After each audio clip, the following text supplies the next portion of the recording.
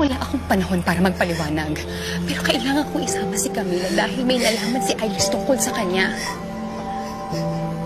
Gawin mo to, Lily. Alang-alang sa anak mo, please.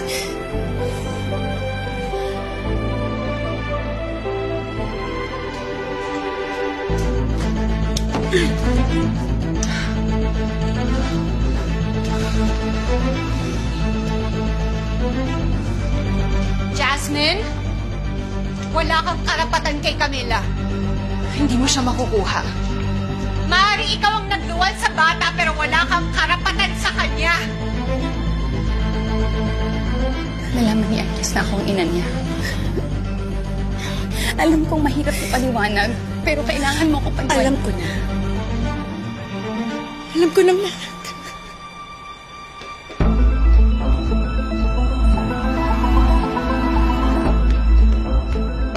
Jasmine!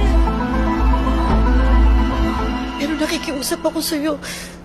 Nakikiusap ako sa'yo, love. Huwag mo muna sasabihin kay Camila yung totoo. Para mo nang awa.